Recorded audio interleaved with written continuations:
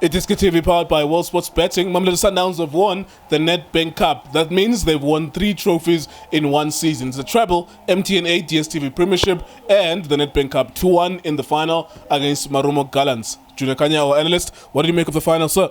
Yes, sir. Ngibulise Benedict Vilakazi, ngibulise uSelima Chunzu Justice. Ilengwenye to tracks. Ebafethu kunjani, keep on supporting iDiskiTV, fighting no one. Try to fix South African football.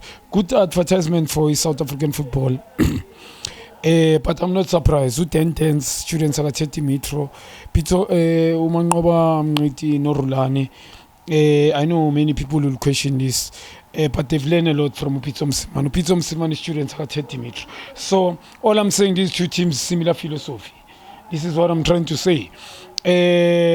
Sundowns, I think first half, Andile Charlie, Ukstati Pole Tepek, Gumtrain too much. Always goal kick Sundowns. You can't expect Sundowns ukuthi izifike yafinini kubo Andile Charlie carry the ball until afike yafini abanye abantu. You need to combine.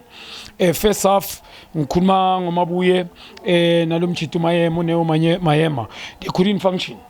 We need to be honest. That's why Andile Charlie uyisebenzisa NH pie. He needed to link ibola maliqale eTheBhek mela linke ukuze ibola lifike in the middle. Sundowns abantu abayithu bangakhona ukucombine, bebangakhona ukusondela makasuka ibola ngikhulume 18. So beyiba difficult ukuthi ibola lingathola abo Serino Kutumela naye uShalulile. I don't understand why coaches ku Sundowns bacale ngokutumela today. Kutumela baqale ngayi game. I'm very, very surprised and shocked. Ngoba I believe me now. Umshishi bekumele ngabaqale ngayi kule game. Ngoba truly speaking, it didn't offer much. Ngikhuluma ngalomchita lo yena ukutumela. Every time he got the ball, lose the ball. He couldn't deal nge 1v1. Bebambeke wide. Mina I thought ngoba ukuthi une speed uzokwazi ukuthi adile nge 1v1. It was bekuyi problem kuyi. Sundowns didn't play according to his strength today. Ngikhuluma nge-ball circulation, but I understand. Good credit to these two coaches because ama-players wabo, coaches and players, ngikhuluma ngo-control tempo of the game. Sometimes iba high, sometimes iba low. Credit to these coaches, composure. Ngikhuluma nge-circulating the ball. Marumo Galants is something else. But first up now Bazanga penetrated. They were playing in front of Sundowns, did very well. False number 9. Bebanga na umuntu ohlala lapha ku number 9. Abonge Mawundlondlo. You could tell ukuthi naye lo mchitu mlongwane, what is name lo mfana odlala ngo left Otladise. They were playing more of like middle in front of Sundowns. Credit to good circulate bola ngoba by training the Sundowns. Second up they came to the party and they took Sundowns. They ran behind Sundowns defense and yaba patala. But equal le Marumo Galants, I believe minutes offside. I thought it deflected, but no. Angeke uNdlondlo uyo kickse le bola, and then the guy was on offside position, offside there. And ngisasho nguleko, truly speaking, Sundowns, because of equality and experience, pound to pound they match them. According to Sundowns in terms of philosophy as ngisho yafana, Sundowns didn't abasanga create so many chances similar as this team, because this team packed the midfield yabo. They did what Sundowns usually do, but Sundowns namhla yona middle bengadlali because of umabuye no mayema. Mina nengesab umayema bekumele bakhiphe yena. I think coaches at Sundowns benze a mistake because ukhipha uSerino bayibulala game. Serino, he gave so much individual brilliance. Uye beka function kule front rear front.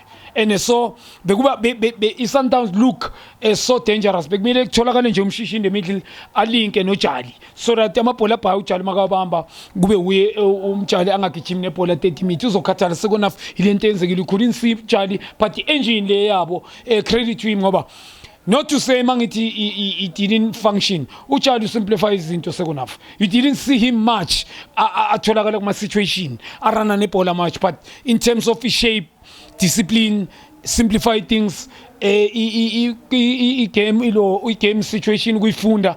Credit to him. He was a sweeper there, always covering on lama wing back, trying so hard to like Ugamba no Kurish beka cover very well side right, left and right. So because of equality, Sundowns and experience, yeah, Champions League and been winning trophies, say Sekazin.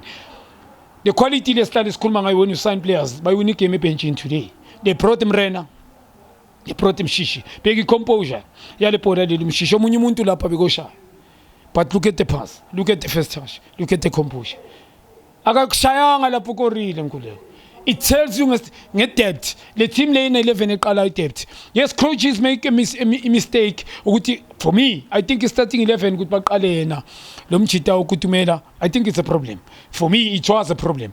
Kutumela, I've been questioning mina ngoba Sundowns since his arrival has never show up Kutumela. Truly speaking, namhlanje ubonisile he was the link up front ongathi aka function. So the front three bengeke idlala. Always side ka Serino makabamba ibhola bobona ukuthi there's something that can come. Ngapha middle field whereby uMabuye na uMayema didn't function. So bekujalo wenza yonke into is a defensive midfield. You need to run with the ball 30 meter.